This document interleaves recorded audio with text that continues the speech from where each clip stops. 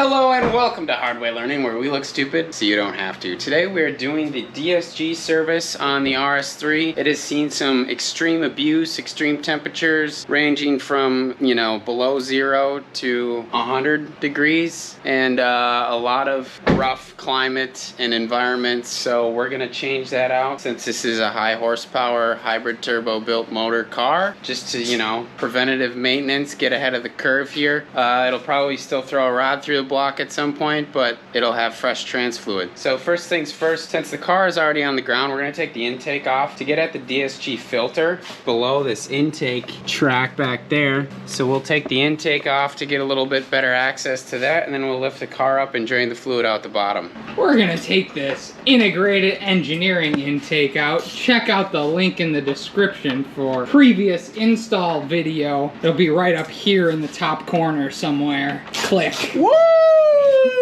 It's sweaty and it's wetty. Woo!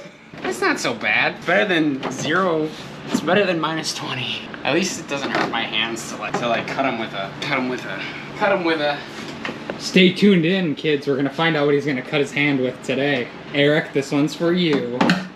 We're beyond help. We need to get to that guy eventually, but I think we should be able to get that out. I don't think we need anything else to get at that other than our mind's eye. So now we will go beneath the car. Use our oil jar. Make sure she's open. We're gonna have to take off this whole thing here. T25s and a T safe place for me. Bada bing, bada boom. So cool. The drain plug is located because there's gonna be a stick that we pull out of there too. And that looks like my 14mm hex that I got.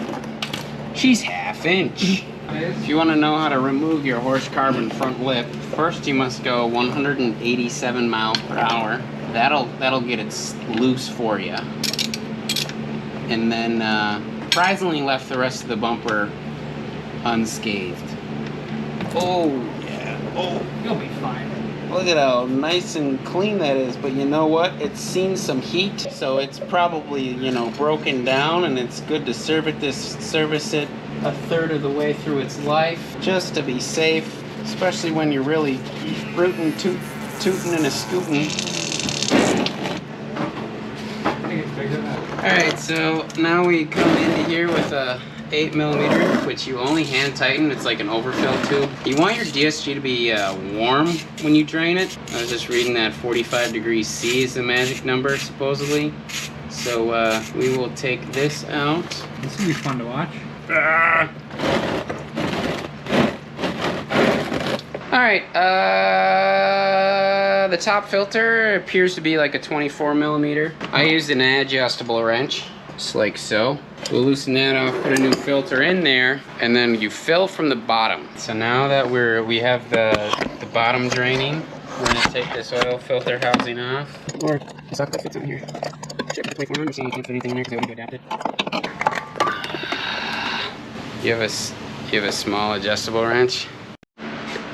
Alright, so it is a little tight. There's this coolant hose back here that completely interferes with the filter housing. I just sent Dan in there to handle it. So we have that out. Now we can crack this filter out, probably, I would think. Just kind of pulled up on it. Feels like it let go of some fluid. So ideally that fluid would drain out the bottom or something. Doesn't appear to want to do that though. The new filter in. The question is, Dan, why isn't it draining out of there? Shout out to Khalid for sending us to the moon like Doge.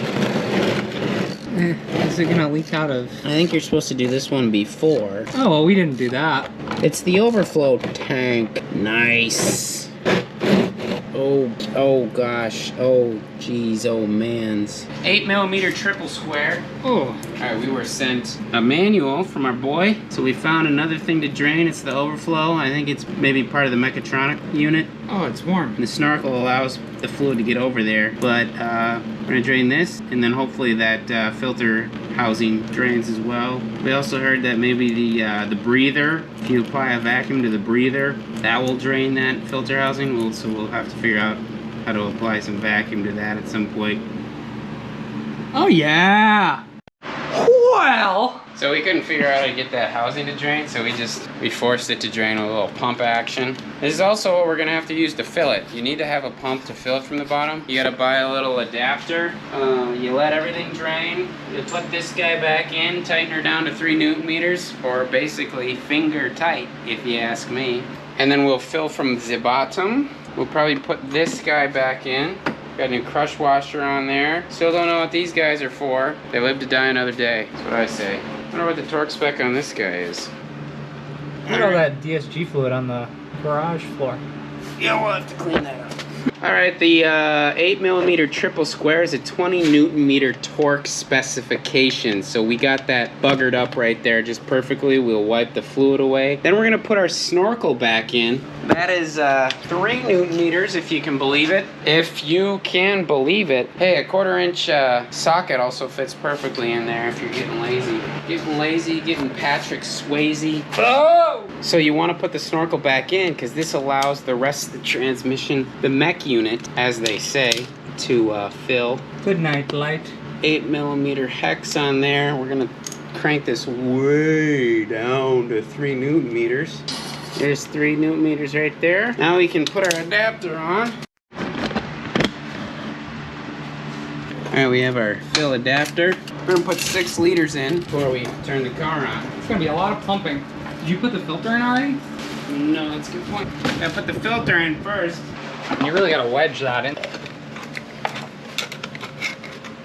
Oh, dang it. I didn't put the new O-ring on there. That's what I meant. This is an O-ring. You still should have put it on though, right? Yeah, probably. Crying. We always do it the hard way. You know, we like to learn so that other people can learn with us and learn from our mistakes. Come learn with us. You might even get this off this time.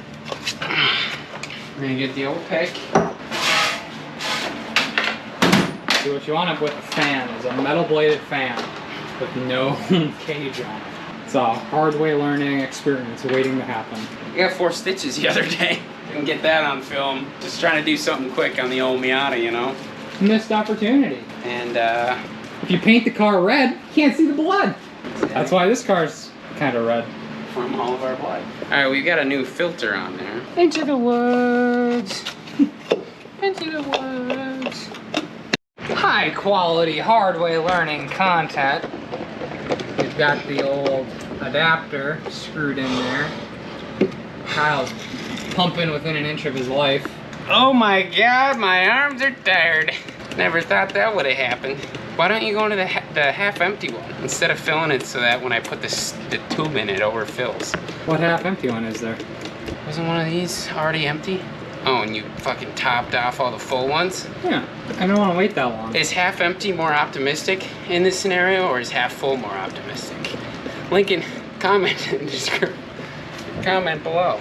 Alright, so we filled it with 6 liters. Now we have our VCDS connected. We're gonna turn accessories on and find the transmission temperature and advanced measurements first. So we have ATF transmission fluid temperature, and unfortunately we have exceeded the fill temperature right now, so we're gonna have to let the car sit before we start it and sit in each gear for 3 seconds and let the temperature rise, then remove the fill plug so that it can drain the excess. So alright, we let the transmission cool overnight. It's still 91 degrees out, so it's 33 degrees centigrade. So we're gonna turn the car on. We put 6 liters in. We still have our filler adapter on with the hose so that all the fluid stays in. We'll warm it up to 35, 36 degrees and then pull it and let the excess fluid drain out. But as we're warming it up, we'll shift through the gears, making sure we stay in each gear for at least 3 seconds. So we'll start the car. We have VAGCOM open right now, and it's showing us that it's 33 degrees. So I'm gonna start the car. And I'm gonna shift into reverse with the brake pedal still on. 1 1000, 2 1000, 3 1000. Neutral, 1 1000, 2 1000, 3 1000. Drive.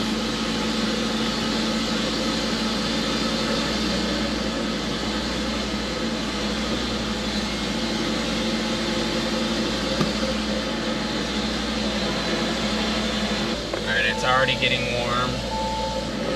So once that gets to 35, we will go below and pull the connection hose. Let the excess drain into our pan, and then we'll plug with the main plug and torque that to 45 Newton meters. When you have this process, you need to have the snorkel back in. So before you fill it, you put the snorkel in, torque it to 3 Newton meters. All right, we're at 35. I'm going to shift it back into park and go below.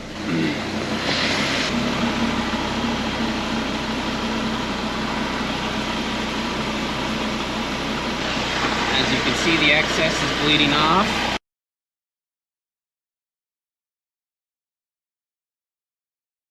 Alright, so I didn't realize this, but you need to, when you're going to pull the filler and let it run out of that last half liter, you fill it up with 6, you turn the car on with the filler still in there, you warm up the transmission to 35 to 40 degrees C, and then as the car is still on, you take the filler off, let it drain the excess, and then you plug it. Then you can shut the trans off and torque down the drain plug. If you shut the trans off or you torque down before you put the drain plug on, you're gonna let excess fluid escape. So I need to go get another liter of fluid and top it up one more time. Otherwise, I think it's gonna be low from pulling that filler with the engine off.